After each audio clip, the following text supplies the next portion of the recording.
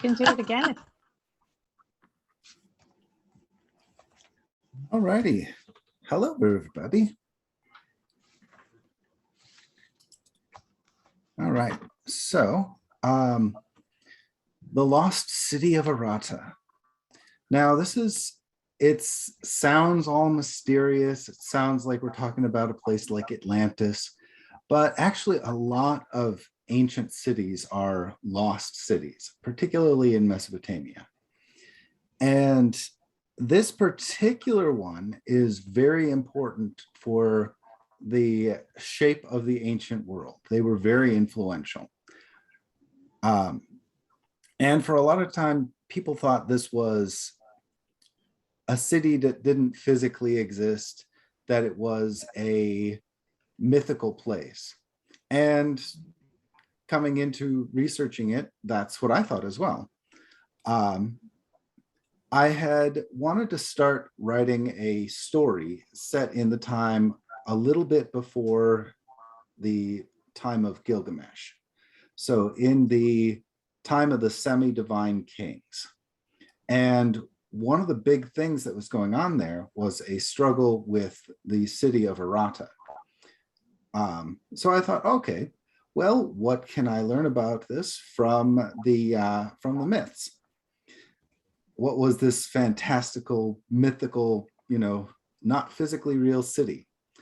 Well, they were a city of great wealth. Okay.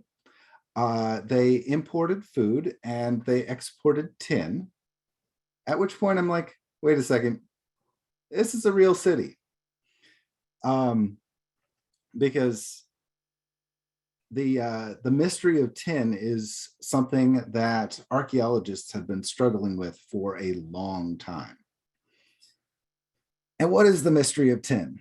Well, the mystery of tin is we know that the Bronze Age started in the Middle East. And to make bronze, you need copper, which they had, and you need tin, which they didn't have. So where did the tin come from to make bronze? And when you read the stories, you find out that a lot of it came from the city of Aratta. And so I started kind of jumping down a rabbit hole. Where is this city? Have they found it?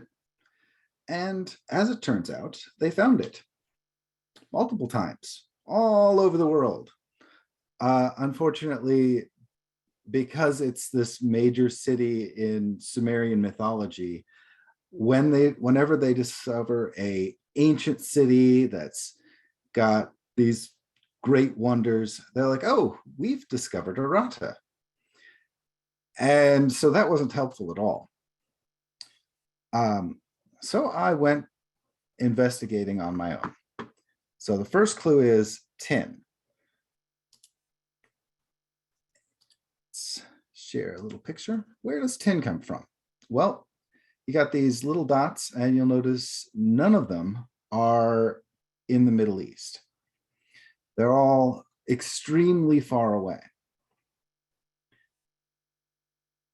And so I thought, okay, we've got a few sources in Europe and we've got a few sources on the far side of Asia, but nothing particularly close. So I thought, okay, well, where do we actually see the oldest tin? And you can kind of see some, or not the oldest tin, the oldest bronze. You can kind of see a cluster around this Three Lakes region. You can see a cluster in southeastern Europe. So that would be a good spot to look for tin. But as you could see from the map, there's no tin there. And so I started digging into the metallurgical science behind the bronze that they were studying. And there was an article that says they tested it against every known deposit of tin in all of Europe, because of course they pick Europe and not, Asia. And it doesn't match any of them. Well, that's good news for me and bad news. It's good news in that I can discount all sources of tin in Europe. So the tin that they were looking for is this good tin deposit. It's called cassiterite. And this is what you use to make high quality bronze. Well, that's great and all, but the earliest bronze deposits were not made with high quality bronze. They were made with low quality stannite. So I decided, okay, I'm going to go a different route. Let's investigate some of the other trade routes that we've got. The city of Aratta was said to be wealthy in lapis lazuli. And there were 3 cities in Asia that were thought to be maybe the lost city of Aratta. One was Mohenjo-daro, which is a long way away, and they don't have lapis. In fact, you would have to kind of go out of your way to get lapis to it. Another one is a city kind of without a name up in Afghanistan. And that's where actually the lapis trade route comes from. And if you travel down that way, there's a spot about halfway to Mesopotamia where there's this mysterious burnt city.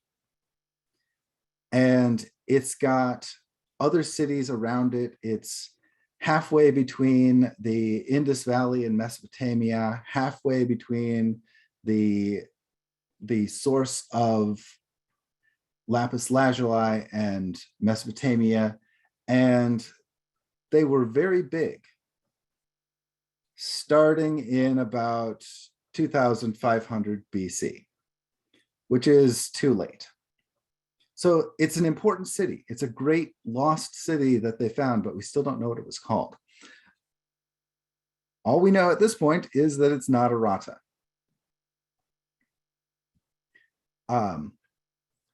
So I had to move on. Oh, and you'll notice as you go down, this trade route comes through here and then crosses across here in the Zagros mountain range. There's a lot of very difficult terrain across the Zagros mountain range. So there's only a couple of spots you can really cross. You can cross here, and then you can cross in a spot kind of up here. All right, now that's when I went back to the tin. This is a beautiful piece of stannite. Stannite was what they used to use for tin. They stopped using it once they discovered cassiterite. But for hundreds and hundreds of years, this was the mineral that, it was the mineral that if you wanted to build an army and arm them with the best weapons, you needed some access to this. It doesn't make great bronze, but nobody had great bronze at that time. And the bronze you can make with this is way better than just a pure copper weapon. So where do you see that? Well, you could see a deposit of tin right on the far side of the Zagros Mountains. That's good.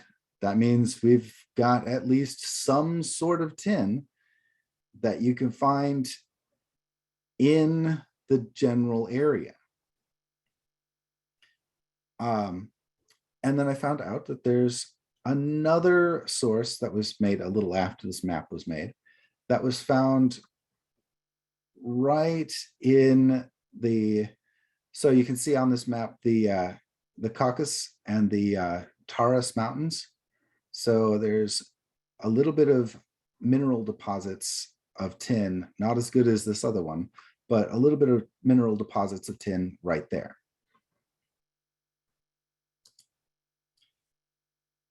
Now, the third clue was that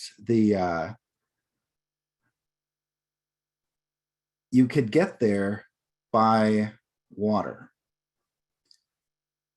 It's a place that you can go via river, and it takes you to a place that in ancient times was called the Zag Mountains. And you'll notice that the Persian Gulf was far, far further inland during this time because the ocean level was higher. This was a little after the Ice Age, and a huge amount of glaciers were melting, raising the ocean levels. And that kind of blocks off some of this path towards the spot that you see labeled as Elam. But it still allows a little bit of a coastal path from Elam to Sumer. So that led me to, where might the Zag Mountains be? Well, we've got this huge network of rivers. And you've got the Fertile Crescent. So anything in this area is going to be a lot easier to get to.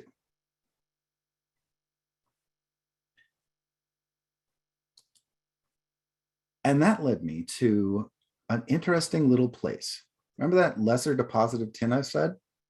Well, that's located in this kind of Three Lakes region. Now, this is a modern map. This is actually a modern Google map. You can see these three lakes.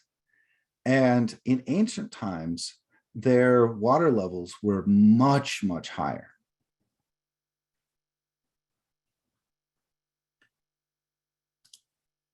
And so I recreated that map, and I found out that the Zag Mountains, they're not really a secret. It's just that they're not called the Zag Mountains anymore. They just call themselves the Zag Rivers. There's two rivers that come from this area. And once I knew that, I knew exactly where Aratta was. Okay, I knew kind of where Aratta was. It's right at the source of either the Lesser Zab River or the Greater Zab River. It is the place where you take your ships out of the water when heading into the Zag Mountains. And if you've got a river called Zab coming out of the mountains, it's pretty clear which mountains they're talking about. So I found Aratta as most likely right here, and the second most likely spot is right here. Now, what did the ancient peoples of this area call the region, call the people that lived there? They didn't call themselves the Aratta. We've got the Uruk, which you can kind of see the similarity in sounds. And there's also a mountain some of you may have heard of called Ararat, which also has the similarity in sound. So we've got Ararat, Aratta, Uruk. So I'm thinking, okay, I've got the right spot.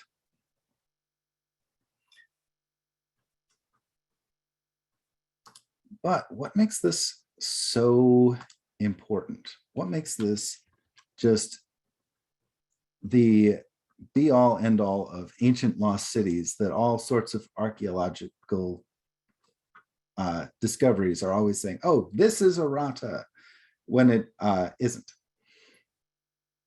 Oh, and by the way, after I did a ton of research, went down the wrong path, found out, yeah, archaeologists generally have an idea that it's gonna be in this area. So I'm not the first person to quote unquote discover Aratta. Although, why aren't there expeditions in there? Why don't you have a lot of archaeology done in here? Well, when they were first figuring out a little bit about it, there was a conflict between the the government of Iran at the time and a group that was taking power. And then after that, there was a conflict between um, the people of Iran and the people that live in this area. Um, and then there was a conflict between the people of Turkey and the people that live in this area. Then there was a conflict between the people of Iraq and the people that live in this area. Then ISIS moved in. So there hasn't been a good way to do archaeological digs in this area for just decades. And that's probably the reason why the actual lost city of Aratta has never really been discovered. We know kind of where it is, but we can't justify, putting lives at risk and sending in the expeditions. We do know that you've got a section of tin right here. Got another section of tin right here. We've got a archaeological site right here. We've got an archaeological site kind of in this area. We've got an archaeological site in this area. So we do have a group of people that are in the area that could be this whole civilization. So Aratta might not have been one city. It might have been a collection of associated cities. So let's look a little bit at the texts. So there's a proverb. When authorities are wise and the poor are loyal, it is the effect of the blessings of Aratta. And as far as I can tell, the blessings of Aratta are wealth and trade. So if you've developed wealth in your nation, the poor become loyal. If you've got the blessing of trade, then the people have more variety and they can live more comfortably. So, from the myth of Gilgamesh and Hawawa, one line goes, "On earth they knew the way even to Aratta. They know the destructive weather like the merchants. They know the mountain crannies like the pigeons. They will guide you to the place in the mountains where the boats have to be pulled from the water." So this is telling you it's going to be the source of a river. It's where you can't anymore navigate in the area via a little raft. In Enmarker and the Lord of Aratta, the messenger gave heed to the words of his king. He journeyed by starry night, and by day he traveled with Utu of heaven, the sun god. Where and to whom will he carry the important message of Inanna with its stinging tone? He brought it up into the Zubi Mountains. So here Zubi Mountains is a variation of Zag Mountains. He descended with it from the Zubi Mountains. Susa and the land of Ankan humbly saluted Inanna like tiny mice. in the great mountain ranges, the teeming multitudes groveling in the dust for her. He traversed 5 mountains, 6 mountains, 7 mountains. He lifted his eyes as he approached Aratta. He stepped joyfully into the courtyard of Aratta. He made known the authority of his king. So, what path is that? Well, that's mostly overland. So he took a different river. He went up this way towards Susa and then went across the mountains. And that's a pretty reasonable way to go if you know that Aratta it's approachable by the river, but you don't necessarily want to go the entire route by river. If you have a messenger, going upriver is not always the fastest way, but you probably want to take the river down when you come back. So he went to Susa and Awan, and then he traveled up the mountains to Aratta.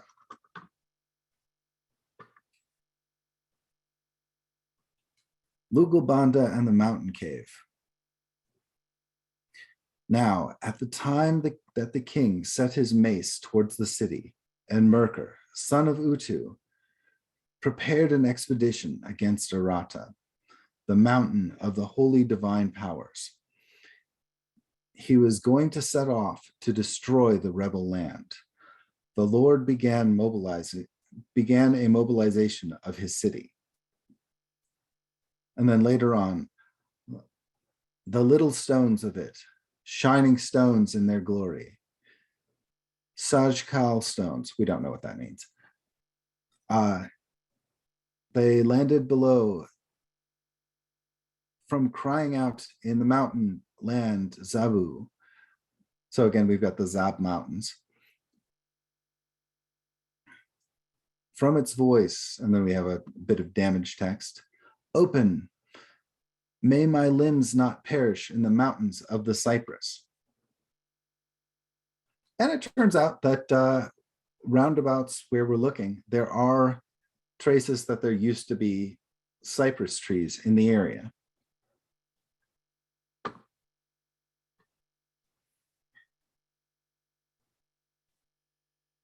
Now, we know that there was this great battle between Uruk, where Gilgamesh lived, or would live later, and the city of Aratta. But why?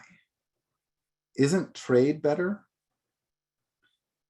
Well, that led me to dig into what was actually going on. And so you'll see the green labels on the map, Tin and Hamazu.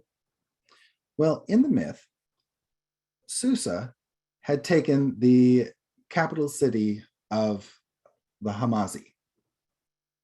And that caused the Hamazi to have refugees that take up residence in Aratta.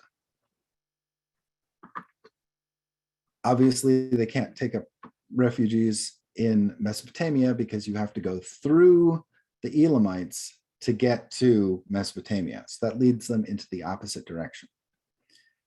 And that cuts off trade from Mesopotamia through the Elamite lands, and it cuts off the access to tin. So this very valuable material ends up only being able to go across in the areas of Aratta.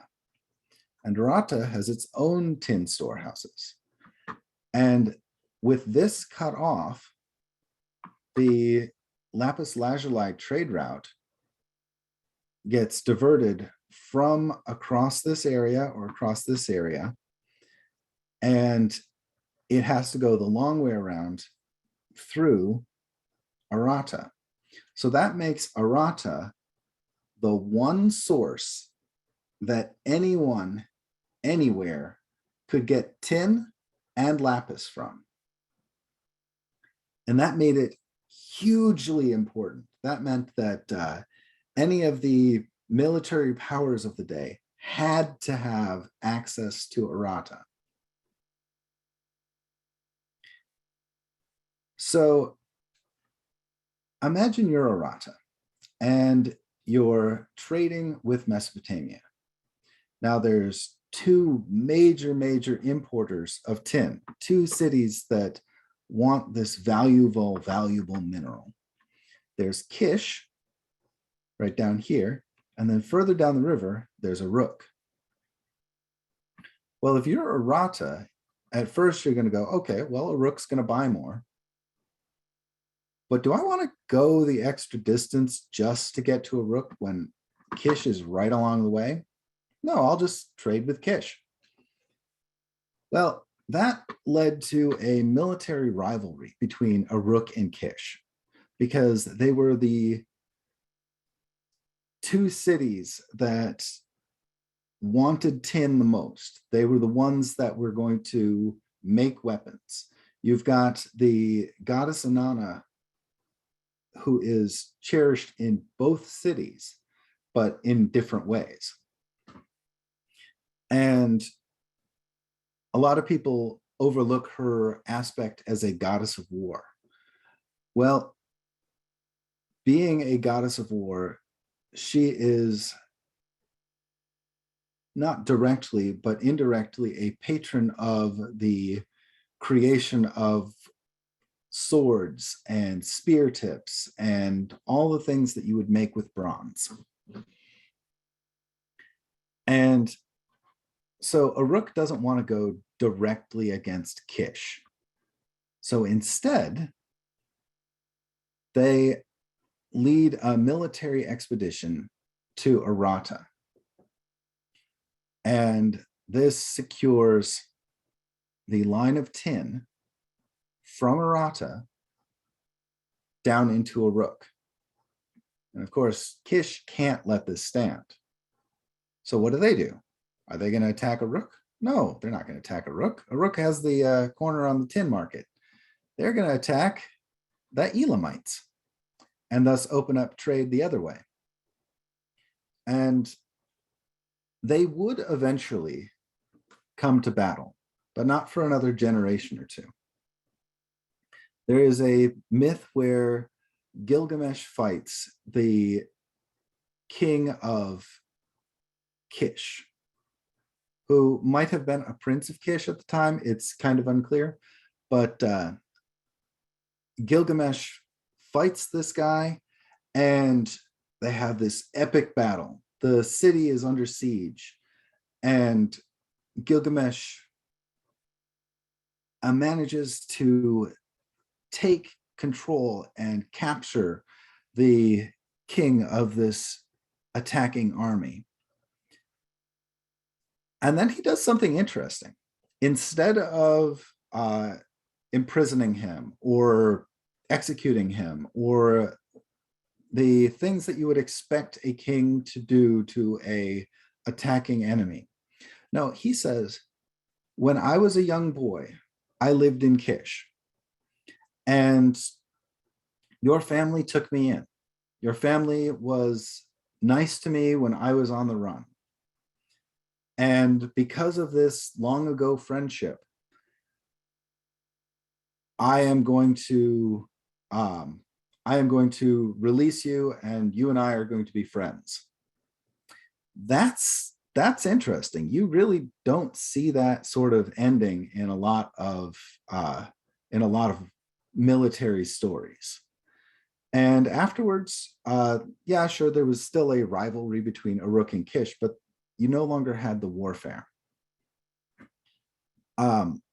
About a generation earlier, the king of Uruk went into Kish and essentially assassinated the king of Kish. It says, let's see, Dumuzi the shepherd took the king of Kish single-handedly.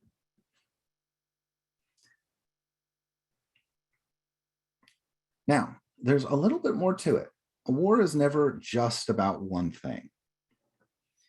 So there's one thing that most of these cities, Aratta, Kish, and Uruk, had in common. And they were all patrons of Inanna, but all in different ways. So Aratta worshipped Inanna, and they were on the far, far end of the religious trade route. And I say religious trade route. There is this procession of the idol of Inanna, and it starts in Uruk, and it travels across the rivers. It goes to Kish, and at the very, very far end, it goes to Aratta. Well, at some point, the king Enmerkar says the idol of Inanna is no longer going to get to Aratta. The religious procession is never going to get there. So this is a grave offense in the ancient world. This is saying, we are going to withhold your city's God from your city. It's similar to the Crusaders taking Mecca. It's similar to the control of Jerusalem. It's similar to just whatever the religious center is, you have now cut the people off from it. And a lot of wars throughout Mesopotamia were fought over the rights of the people to worship the gods that they cherish. And so there was some back and forth between Uruk and Aratta just because of that. Now, you can't underestimate the material value of tin, but you can also not underestimate the people's love for their gods.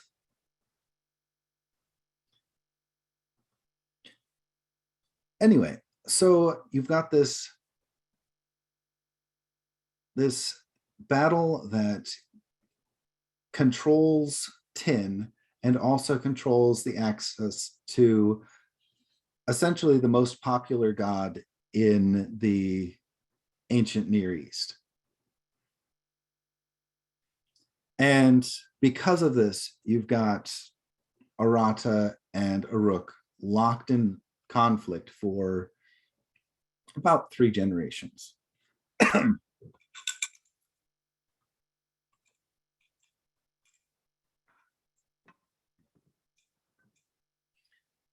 All right. Yeah, I know that there was a lot there. We've explored lost cities. We've explored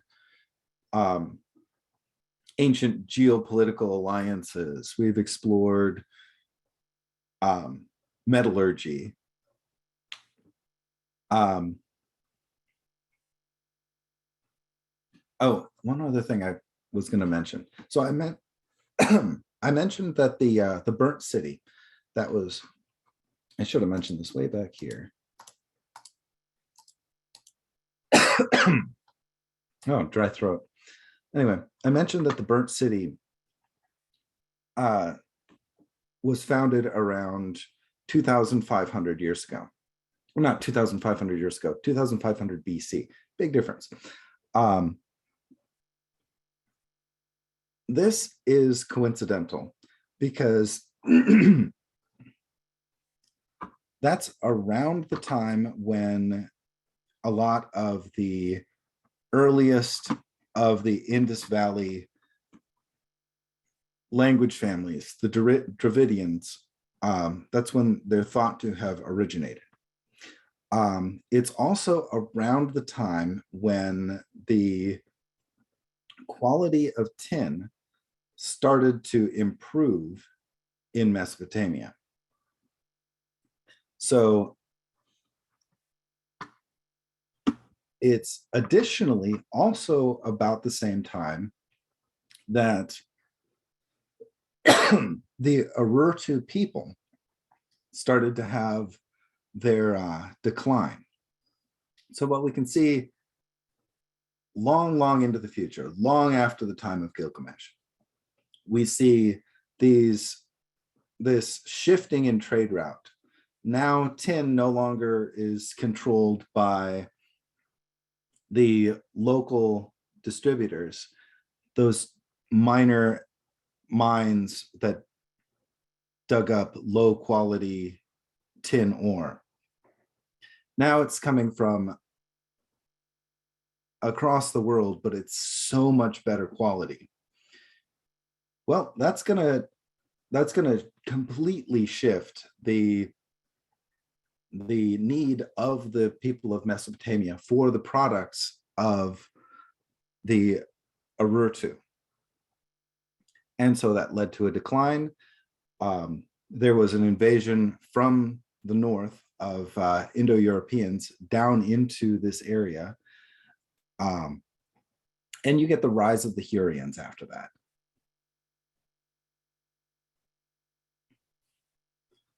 So, lot to take in. What questions do you guys have?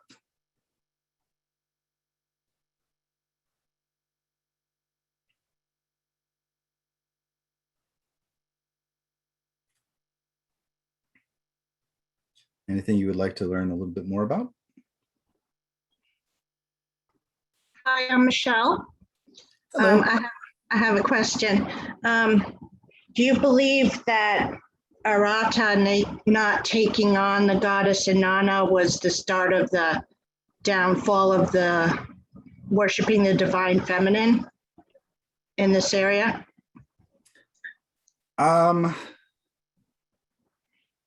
Okay, so you gotta look at it a completely different way. So the modern idea of the worship of the divine feminine is completely different from the way the ancients would worship. So they didn't look at it as specifically gender-based religion. So Inanna was not only worshipped in this area, but after the time of Gilgamesh, you have this diffusion of similar goddesses. For example, you've got the goddess Anat of the Canaanites. You've got Astarte, and so this wasn't a decline in the worship of Inanna. This actually was sort of the beginning of the flowering of the worship of her and similar goddesses. Now, Inanna was also only one of many goddesses of what you might call femininity. She was a goddess of war. She was a goddess of passionate love. But she wasn't what the ancients probably would have thought of as the most feminine of the gods. You've got the goddess of the earth, Ki. You've got the goddess of growing things, Ninhursag. You've got the goddess of childbirth, Ninti. These would have perhaps been far more looked at as feminine than the goddess of warfare. Now, sure, passionate love, carnal desire, these are aspects of Inanna, but they're not necessarily what the average woman in the ancient world would have looked for as a goddess that says, okay, this is the goddess of womanhood. I hope that answered your question. Thank you.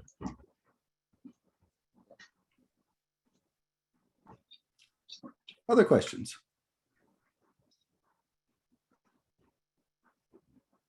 I'm most familiar with the Sargonic age from Enheduanna's hymns. So I'm kind of curious what was happening with the tin trade then, if you know, a few centuries later. All right. So during the Sargonic times, let's see. That would be after the establishment of the Eastern tin trade, and that would be around. That would still be during the decline of the Uruk. So you're probably going to get tin coming from far, far off into the east, but you're also, so when Aratta first kind of cornered the market on tin, the value of tin wasn't really understood. But once bronze spread across the world, let me jump way back in my maps. Come on. Where's the button?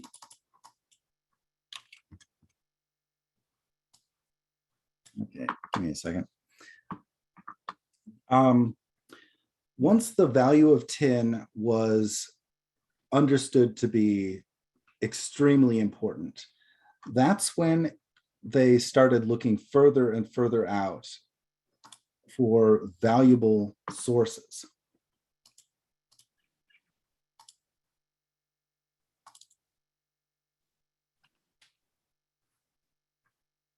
So you can see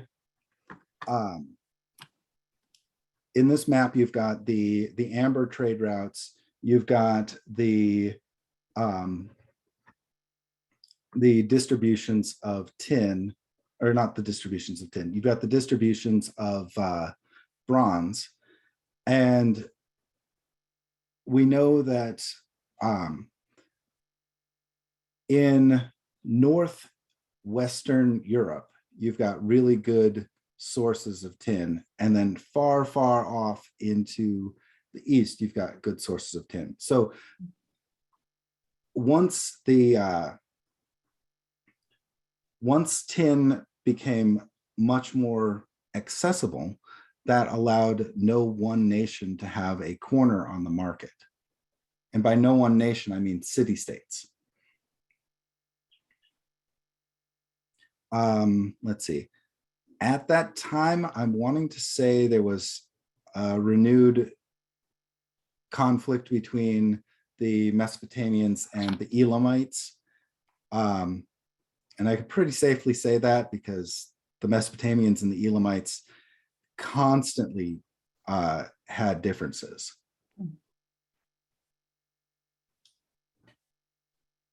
Let's see. There is a great book you could find. I've got it possibly, maybe. Give me 2 seconds.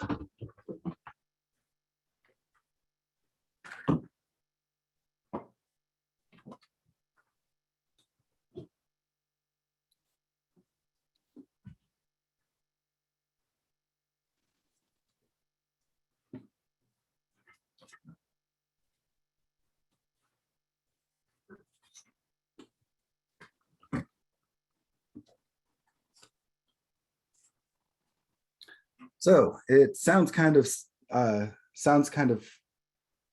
not the sort of book that most people pick up, but early Mesopotamia, society, economy at the dawn of history, or society and economy at the dawn of history.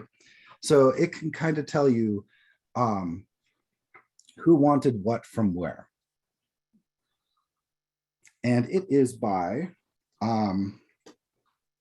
J.N. Postgate.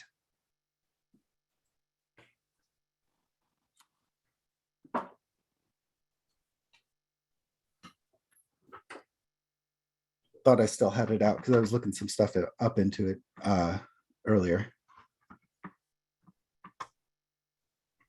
All right. Any other questions?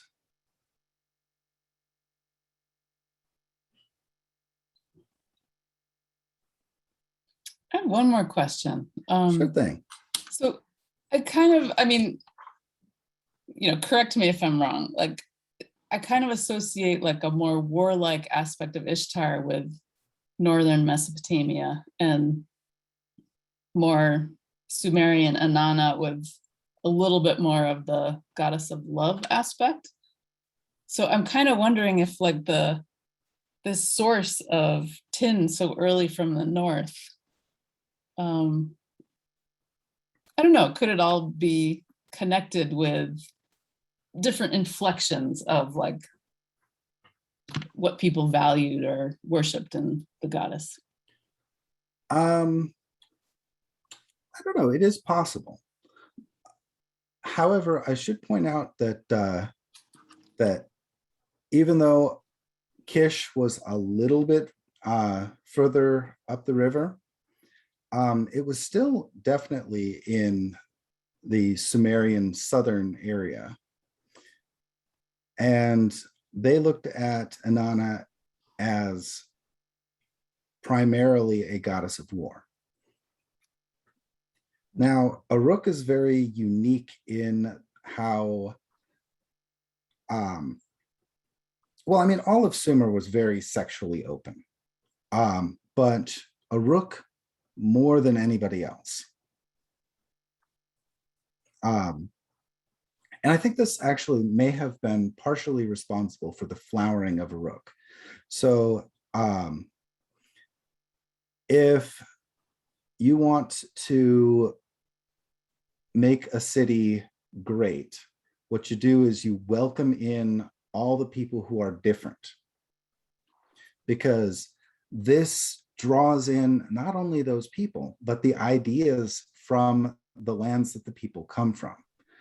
And Uruk had that as a great source of information for them. Now, Uruk also had other advantages. They were far down the river.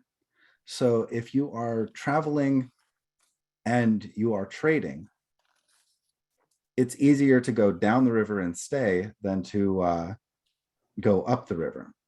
So you've got resources that just naturally flow downriver via merchants. So Uruk was very welcoming of different types of people. They were welcoming of trade.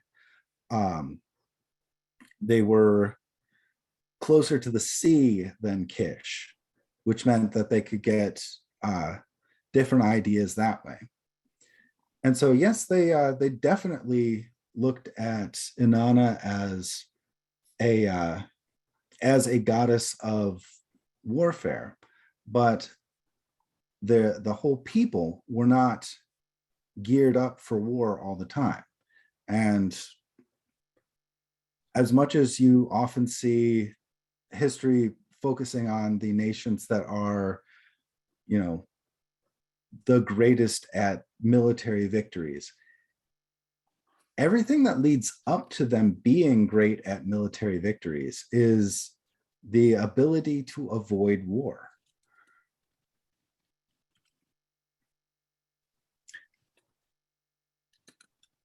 All right. I don't know if I really answered that question for you, but hopefully I That was fascinating. Thank you. Yeah. Hi, And- to let you know, I'm sorry, you have about 3 minutes left, okay? All right. Is there any last minute real quick questions?